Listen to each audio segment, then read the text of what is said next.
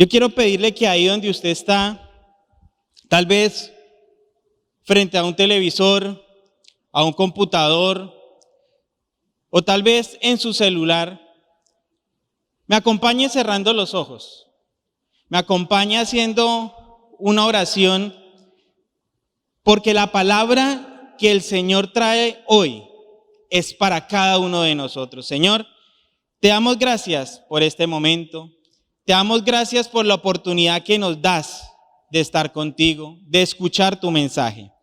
Gracias porque hoy tenemos la maravillosa oportunidad y el privilegio de escuchar tu palabra. Yo te pido que te lleves toda distracción que haya en el lugar donde nos encontramos. Te pido que te lleves todo aquello que quiera arrancar de nuestro corazón y de nuestra mente el mensaje que tienes. Yo te pido que en todo momento estés ministrando nuestra vida, nuestro corazón, que tu Espíritu Santo nos haga sentir que estás con cada uno de nosotros, Señor. Gracias. Gracias porque hoy vas a hablar a nuestra vida y gracias porque sabemos que de hoy en adelante nuestra vida no será igual, será distinta porque tu palabra es viva y es eficaz. Te amamos, te bendecimos, glorificamos tu nombre. Amén y amén. Bueno, iglesia, quiero contarles que este mensaje realmente es muy especial para mí. Es un mensaje que llega en un momento en el cual creo que todos tenemos preguntas, todos queremos respuestas y creo que a un predicador dentro de su estructura lo deben acompañar varios elementos. Por ejemplo, debe predicar exclusivamente lo que Dios le diga que predique. Y es una tranquilidad muy grande porque en esta iglesia los predicadores le hacemos caso al Señor. Predicamos lo que Él nos dice que le prediquemos a su iglesia. Pero creo también que al predicador deben acompañarlo en sus mensajes las sensaciones en el momento en que el Señor le está hablando para escribirlo y para transmitirlo. Porque como les decía en la oración, la palabra es viva y es eficaz y trae su debida dosis de ministración. Por eso quiero contarles cómo nace el mensaje de hoy y el título que Dios me regaló. Y es que durante estos días le estaba preguntando al Señor qué escribir y Él siempre me inquietaba: mira a tu alrededor, mira a tu alrededor. Y yo le decía, pero Señor, ¿y cómo si estamos encerrados? Siempre veo lo mismo. Y el Señor seguía insistiéndome: mira a tu alrededor, hasta que lo entendí y respetando las reglas, comencé a salir o bien para abastecer la casa o bien para ir a la oficina en el momento en que se podía para coordinar el teletrabajo o bien cuando la iglesia estuvo recogiendo unos mercados para apoyo de las personas que lo necesitaban. Y en ese momento comencé a percibir lo que Dios quería que hablara el día de hoy. Comencé a percibir un ambiente que muchos han llamado diferente, y está bien, pero comencé a percibir un ambiente enrarecido. Comencé a percibir un ambiente en el que la gente no se sentía a gusto. Y entonces le dije: Señor, defíneme qué es lo que estamos viviendo, qué es lo que estamos sintiendo. Y el Señor me dio una palabra puntual que dice nostalgia. Creo que hoy en todo el mundo se está sintiendo nostalgia o algo de nostalgia por lo que está pasando. Y esto da pie al mensaje de hoy. Creo que definitivamente esto que nosotros estamos viviendo como sociedad nos está dejando enseñanzas muy grandes. Nos ha dejado ver y sentir lo que es el ser humano realmente sin Dios.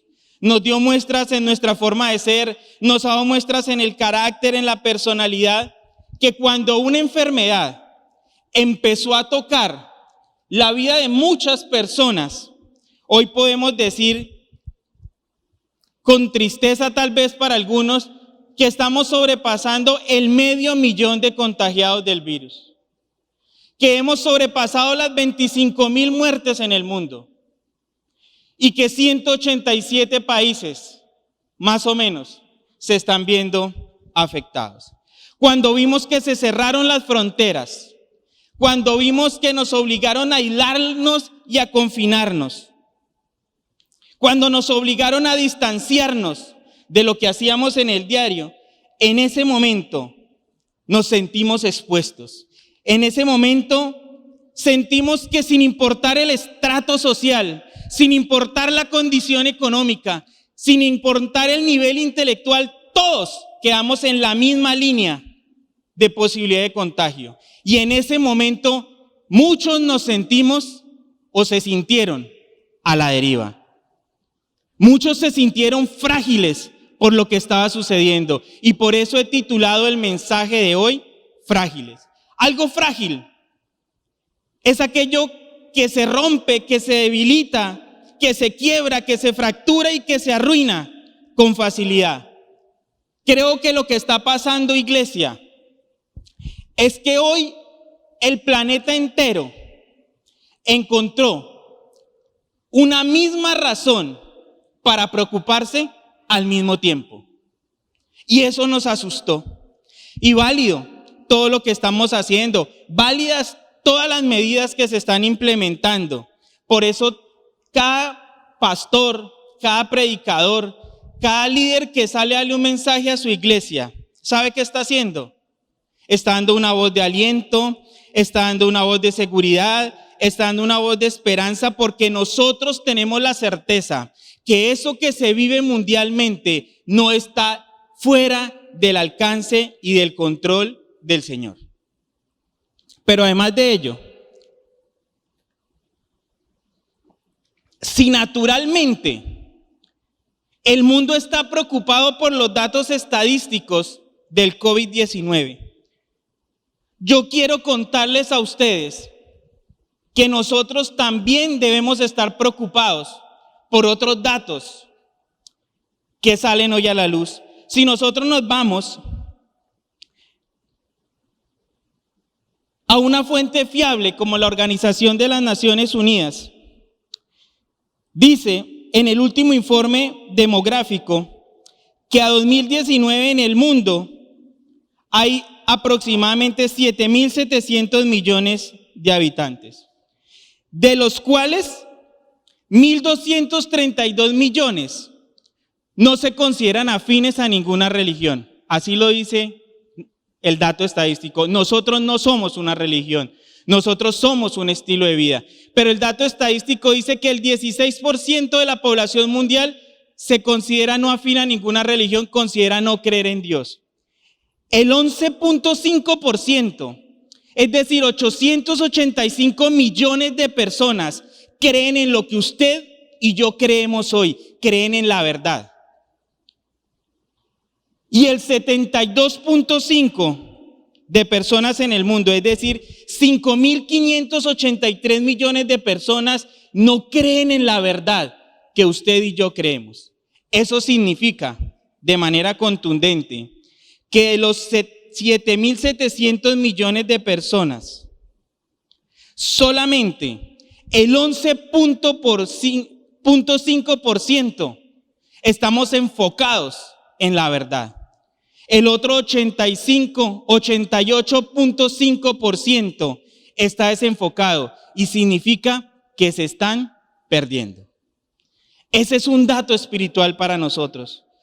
Por eso creo que es el momento específico en medio de toda la rareza que estamos viviendo, en medio de no volver a encontrar un punto de normalidad comparado con lo que teníamos, es el mejor momento para que la iglesia hoy se manifieste espiritualmente como se tiene que manifestar. Nos preocupan 25,000 muertes, pero yo quiero que usted me acompañe a la palabra de Dios para que nos demos cuenta que esto que está sucediendo hoy en el mundo no es nuevo. Uno puede encontrar en Primera de Crónicas 21, del 1 en adelante, le voy a ir contando la historia, que David le dijo a Joab y a los jefes del pueblo en un momento que fueran e hicieran un censo militar y que le trajeran el informe de cuántas personas podían servir en el ejército. Joab le dice que para qué, que no está de acuerdo, que por qué le iban a causar esa maldad al pueblo. Sin embargo, dice la misma palabra que la opinión de David prevaleció por encima y ordena hacer el censo. Una vez le traen el censo militar, ese censo dice que más o menos 1.570.000 personas eran aptas para servir en el ejército. Y el Señor consideró eso como malo. Consideró eso como pecado. Y ustedes dirán, ¿y por qué? ¿Saben por qué, iglesia? Porque cuando uno escudriña la palabra, uno puede encontrar por ahí en el libro de Éxodo que hay un principio en la Biblia en el cual en esa época las personas solo podían censar aquello que les permitía, aquello que les pertenecía. Y que además tenían que pagar una ofrenda o una recompensa al Señor para evitar que un mal sobrecayera en ellos. ¿Y saben qué pasó? Ese principio hizo que sobre el pueblo de Israel cayera un castigo. Y ese castigo significó que 70.000 personas murieran a causa de una peste que el Señor envió por todos los rincones de Israel. Una peste que acabó con la vida de 70.000 personas. Y si uno lo revisa, algunos textos indican y algunos estudios indican que 70.000 personas sin contar mujeres y niños. Ahora, pueda que a muchos les parezca una coincidencia, pero el Señor me llevaba profundamente a predicar esto porque creo que es el momento para que la iglesia tome una decisión.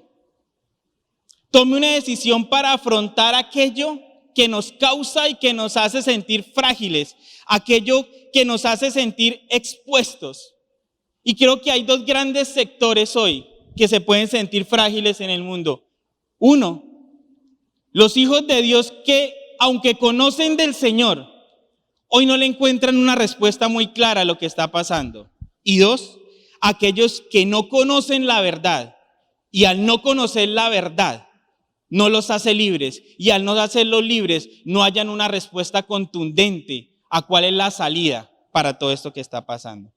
Pues creo, iglesia, quiero compartir con ustedes qué podemos hacer nosotros hoy para hacerle frente, para contrarrestar esa fragilidad que hoy cualquiera de nosotros puede llegar a sentir a medida que pasan los días y no se siente que esa situación se supere. Primero, iglesia, no hay que perder la alegría y la tranquilidad. Yo quiero que usted repita en su casa o en el lugar en el que esté escuchando este mensaje. No perder la alegría y no perder la tranquilidad. Miren lo que dice la palabra. Primera de Tesalonicenses 5, 16, 18 dice: estén siempre alegres, oren sin cesar, den gracias a Dios en toda situación, porque esta es su voluntad para ustedes en Cristo Jesús. Créanme, iglesia, esto es de Dios. Yo puedo decirles por experiencia propia que una de las primeras cosas que se pierde en momentos de fragilidad o en momentos de incertidumbre es la alegría. Miren, las 2 veces que he dejado que mi vida se vaya al foso de una crisis espiritual, ha tenido un común denominador, ha tenido un mismo camino, y es empezar a dejar de reírme y comenzar a entristecerme. Y lo tengo grabado en la mente como si hubiera sido ayer, que las 2 veces que he tenido crisis espiritual, mi esposa, una en el año 2006, sentado en un andén del Instituto Franklin Delano Roosevelt, y otra en el 2017, aquí en Villavicencio. Las 2 veces mi esposa me dijo amor. Bueno, la primera me dijo amor, la segunda estaba muy brava conmigo, pero en ambas terminó diciéndome: lo único que yo quiero es volverte a ver reír a carcajadas. ¿Y saben por qué me lo decía, iglesia? Porque ella sabía que si yo me seguía riendo, si yo no perdía la alegría, no me iba a caer emocionalmente y no me iba a perder espiritualmente. Reírse es un buen indicio de alegría, pero claro, estamos hablando nosotros de esa alegría que proviene, como lo dice el texto, de orar sin cesar y de dar gracias a Dios todo el tiempo, porque esa es la alegría que mantiene el ánimo arriba y esa es la alegría que perdura y esa es la alegría que termina a nosotros dándonos tranquilidad. Miren lo que dice Hebreo 1:3. Dicen que Él es el fiel reflejo de la gloria de Dios y Él es el que sostiene todas las cosas con su palabra poderosa. Ahora, claro, esto no se trata de ser religiosos. Esto se trata de ser sensatos con nosotros mismos. Tampoco hay que perder esa alegría natural que a muchos nos acompaña en nuestra esencia y sobre todo a una cultura como la nuestra, una cultura latina, al colombiano, a esa persona que es capaz de reírse hasta de la misma tragedia que lo acompaña. Miren, yo creo que a ustedes les ha pasado lo mismo, sobre todo en este periodo de aislamiento, de confinamiento, de encierro, de secuestro, como lo quieran llamar. Lo que yo me he reído con la cantidad de memes que han ido apareciendo, vean, no está escrito. Memes como tercer día de aislamiento y encontré los papeles de la adopción de mi hermano. Memes como, fijo en septiembre, cuando pase toda esta crisis, van a aparecer niños que se van a llamar COVID David, COVID Daniel, COVID Andrés, COVID Leonardo, COVID Giovanni, COVID Alejandro. Eso no se nos puede olvidar a nosotros, iglesia. Eso no podemos perderlo nosotros. Pero no perder la alegría espiritual no significa que rayemos en la irresponsabilidad. Es increíble tener uno en medio de la risa que encontrarse con un mensaje de una discoteca, creo que en Cali, que decía, aunque no quieran, algo así como aunque no quieran, venga esta noche a nuestra discoteca, participe en la coreografía y gane premios porque estamos creando el nuevo baile del coronaperreo. Y entonces uno dice, venga, alegres sí, irresponsables no. Hago reiteración, la alegría a la que me refiero y la tranquilidad a la que me refiero en este momento es a la que nace, permanece en la palabra de Dios. Salmo 94:19 dice, cuando mi mente se llenó de dudas, tu consuelo renovó mi esperanza y mi alegría. Entonces creo que lo primero que nosotros tenemos que hacer como iglesia es no perder la alegría y no perder la tranquilidad. Pero lo segundo que tenemos que hacer es algo que tenemos que hacer unidos todos como iglesia. Es algo que le corresponde hacer a cada uno de nosotros en el lugar donde nos encontremos. Porque hoy la iglesia, estoy seguro, es la respuesta para esta situación. Y lo segundo que tenemos que hacer es que es el momento para interceder unidos como iglesia. Yo quiero que usted lo diga allá donde está en este momento. Hoy, a esta hora, es el momento de interceder unidos como iglesia. Mire, es fundamental, iglesia, interceder, perdóneme la redundancia, en favor de otros. Hoy nosotros tenemos la posibilidad y la obligación espiritual de interceder por todos aquellos hijos de Dios que están pasando situaciones difíciles con esta situación. No solamente los que tengan un posible contagio, sino aquellos que están pasando necesidades económicas, problemas matrimoniales, problemas con los hijos. Hay que interceder, iglesia. Pero también creo que lo que Dios quiere, y me lo hizo sentir profundamente con este mensaje, es que intercedamos por aquellos que no conocen la palabra, que no conocen al Señor Jesús, que no lo han recibido en su corazón como su Señor y su Salvador, para que en esta situación lo conozcan. Toda oración cristiana que hagamos en este momento se convierte en intercesora. ¿Y por qué lo podemos hacer? Porque cuando el Señor Jesús murió en la cruz, deshizo la barrera que había entre Dios y los hombres. Mire lo que dice 1 de Timoteo 2, 1, 5. Así que recomiendo, escúchenlo, ante todo, que se hagan plegarias, oraciones, súplicas y acciones de gracias a Dios por todos, especialmente por los gobernantes y todas las autoridades, para que tengamos paz y tranquilidad y llevemos una vida piadosa y digna. Esto es bueno y agradable a Dios nuestro Salvador, pues Él quiere que todos seamos salvos y lleguen a conocer la verdad, porque hay un solo Dios y un solo mediador entre Dios y los hombres, Jesucristo, hombre. Amén. Yo quiero que usted diga allá donde está, amén. Esa es la palabra. Si cogemos este texto, dice la palabra, ante todo, intercedamos por todos para que todos seamos salvos. Y el Señor además dice en Romanos 8, 32, 34, nueva versión internacional, que es la que estamos leyendo, el que no escatimó a su propio Hijo, sino que lo entregó por todos nosotros, ¿cómo no habrá de darnos generosamente junto con Él todas las cosas? ¿Quién acusará a los que Dios ha escogido? Dios es el que justifica. ¿Quién condenará? Cristo Jesús, el que murió e incluso resucitó y está a la derecha de Dios e intercede por nosotros. Todos hoy, iglesia, tenemos la maravillosa oportunidad de interceder por el resto del mundo, que hoy está ávido y necesita de la palabra de Dios para tener algo de tranquilidad en su vida. Ahora, ¿qué buscamos nosotros con una oración intercesora genuina? Que por encima de todo, Dios sea glorificado. Ahora,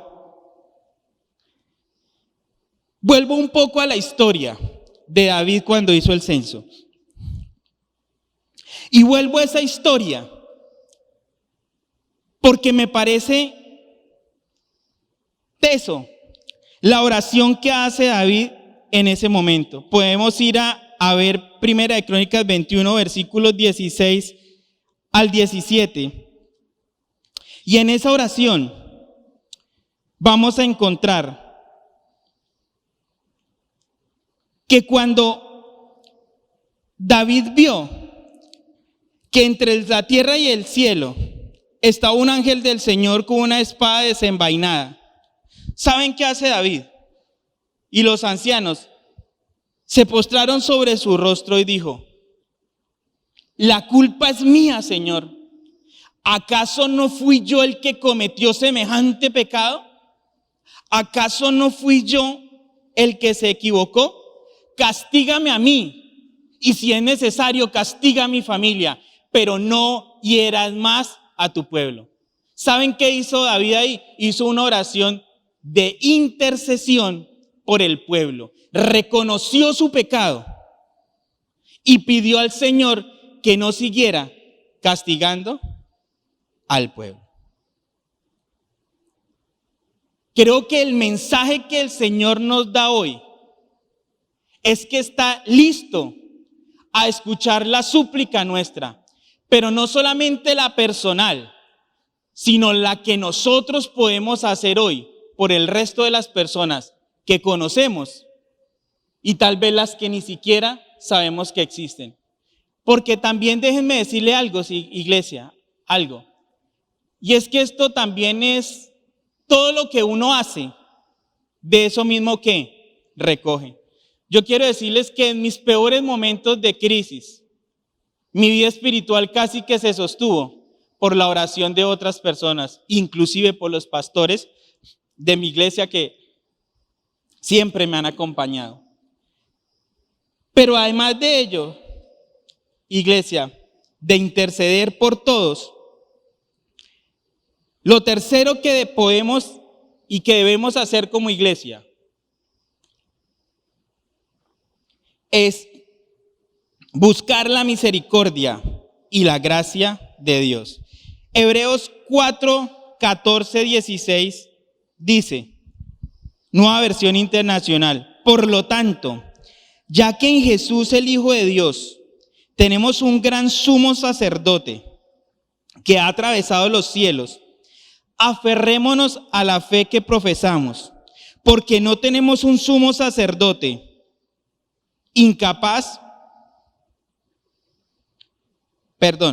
porque no tenemos un sumo sacerdote incapaz de compadecerse de nuestras debilidades, sino uno que ha sido tentado en todo. Yo creo, dice la palabra, que ha sido tentado en todo de la misma manera que nosotros, aunque sin pecado. Dice, así que acerquémonos confiadamente al trono de la gracia para recibir la misericordia y hallar la gracia que nos ayude en el momento que más la necesitamos. Iglesia, en momentos de incertidumbre, en momentos de angustia, de ansiedad, lo más provechoso para todos nosotros, física, natural y espiritualmente, es aferrarnos a la fe que profesamos y acercarnos confiadamente, dice la palabra, ante el Señor para recibir lo que tanto necesitamos. Y vuelvo a la historia de David con el asunto del censo. Una vez, eso lo podemos encontrar en 1 de Crónicas 21 del 7 al 13. Una vez, David se da cuenta que ha pecado, reconoce que ha hecho lo malo. El Señor le manda un mensaje a David y le dice, dígale que escoja entre uno de estos tres castigos, le dice el Señor. Que escoja entre uno de estos tres castigos. Uno, hambre para todo el pueblo. El segundo, 3 años de hambre el primero. El segundo, 3 años de persecución y derrota a espada de los enemigos. Y el tercero, una peste que se va a mover por todos los rincones de Israel y que fue la que terminó acabando con 70,000 personas. ¿Y saben qué hace el rey David en ese momento? Reconoce su error, pero además dice, prefiero atenerme a que el Señor decida cuál castigo nos envía, porque siempre nos está mirando bajo su bondad, bajo su amor y bajo su misericordia. Prefiero eso que caer en manos de hombres. ¿Saben qué hizo David? Que fue sabio. Se acogió a la bondad, a la gracia y a la misericordia del Señor, porque el Señor aún en momentos de reprensión se basa, o sus decisiones se basan en su amor. Miren lo que dice Lamentaciones 3, 22, 23. El gran amor del Señor nunca se acaba y su compasión jamás se agota. Cada mañana se renuevan sus bondades, muy grande es su felicidad. ¿Saben, iglesia? En el libro de Lamentaciones, el profeta Jeremías nos anima con la noticia de que todos los días hay una nueva oportunidad de parte de nosotros, porque cada mañana se renueva su misericordia. Es el momento, iglesia, sin perder la alegría. Es el momento, iglesia, sin perder la tranquilidad. Es el momento, iglesia, de interceder por otros, de decirle, Señor, buscamos tu gracia y buscamos tu misericordia, porque en estos momentos es lo que va a sostener nuestra vida. Y lo último que podemos hacer, iglesia, nosotros,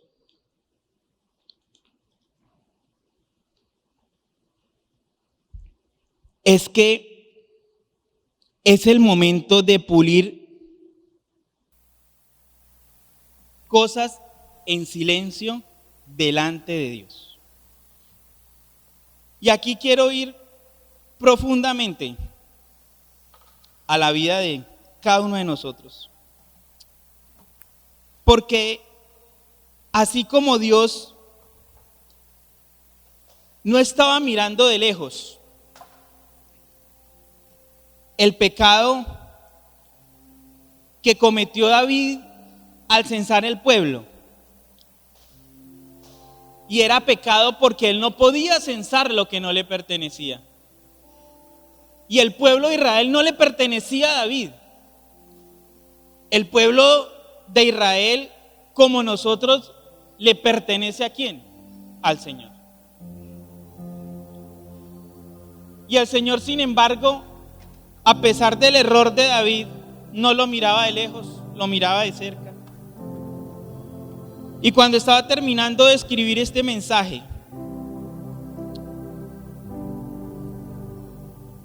el Señor me hacía sentir en el corazón que en estos momentos de aislamiento, que en estos momentos de confinamiento, que en estos momentos de teletrabajo, de estar con los niños en la casa, ayudándoles a sus tareas virtuales, de compartir el mismo espacio con las personas con las...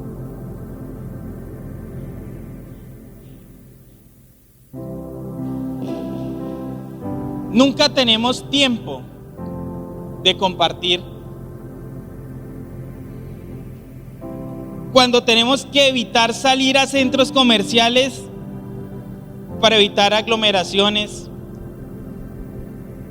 Cuando de nada sirvió tener, para los que tienen transporte propio, 1 o 2 carros. Cuando nada de eso realmente vale hoy, como nosotros le damos el valor. Muchos de nosotros, y me incluyo ahí, muchos de nosotros empezamos a buscar un poquito más de Dios en intimidad. Muchos de nosotros empezamos a pensar un poco más en orar, en leer, en estudiar la palabra, en preguntarle cosas al Señor, en ponerle cuidado a otras cosas que también son importantes en la palabra, nuestra familia, nuestra salud. Iglesia, y eso tiene muchas razones, pero una de esas razones por las cuales hoy nos obligamos a hacer eso, podemos hacer eso, es porque el ritmo de vida bajó. Los afanes bajaron. Tenemos mucho tiempo para estar en un mismo lugar. Aunque queramos, ya no podemos tener el mismo ritmo de vida de antes. Porque antes nos dedicábamos a hacer y seguir haciendo. Y tal vez teníamos a Dios en el lugar en el que no deberíamos tener. ¿Saben algo, iglesia? El punto no es solamente cómo estamos hoy espiritualmente. Es muy importante. Pero vamos a tener el tiempo de trabajar. Porque yo puedo decirles hoy con profunda certeza que la vida no termina aquí. Que en unas semanas o en unos meses las cosas podrán empezar a volver a su normalidad, a lo que nosotros decíamos normalidad. Porque tal vez muchas cosas van a ser distintas a las que conocimos hace 8, 15, 20 días, un mes, 2 meses. Eso no lo sabemos. Pero la vida no terminó acá. Cuando en un par de semanas o de meses, cada uno de nosotros se va a encontrar con una realidad, tal vez con la misma realidad en que se encontraba antes de que todo esto sucediera, con la realidad del diario vivir. Por eso el punto, iglesia, hoy es cómo vamos a salir espiritualmente después de esto. ¿Saben algo? Lo que mejor podemos hacer es prepararnos para cuando volvamos a esa realidad que nosotros teníamos antes. Y entonces la invitación del Señor es a pulir cosas en silencio delante de Él. La pregunta hoy es: ¿qué necesitamos tú y yo pulir en silencio delante de Dios? ¿Cómo necesitamos apaciguar el alma?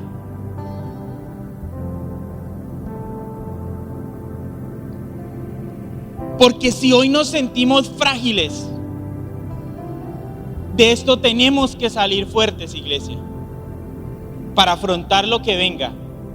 Y no porque sea malo, sino porque el ritmo de vida un día va a empezar a retornar. Pero nosotros tenemos que ser personas distintas a las que éramos hace poco tiempo. Y quiero cerrar este mensaje diciendo, Romanos 8:35-37 dice: ¿quién nos apartará del amor de Cristo? ¿La tribulación, la angustia, la persecución, el hambre, la indigencia, el peligro o la violencia? Así está escrito: por tu causa siempre nos llevan a la muerte, nos tratan como a ovejas para el matadero. Sin embargo, en todo esto somos más que vencedores por medio de aquel que nos amó. ¿Saben, iglesia? Hoy nos podemos sentir frágiles. Hoy nos podemos sentir expuestos hasta que apropiemos esta verdad en el corazón. Y es que en Cristo somos más que vencedores. Ahí nuestra mente, nuestro corazón y nuestras emociones tienen que cambiar. Yo sé, porque el Señor me lo ha hecho sentir, que a algunas personas les va a costar un poquito digerir este mensaje. Pero si al terminar este mensaje usted todavía se siente frágil, yo quiero darle un texto fundamental para que lo guarde en la mente y en el corazón como lo hice yo. Y dice Salmo 50:15: invócame en el día de la angustia, yo te libraré y tú me honrarás.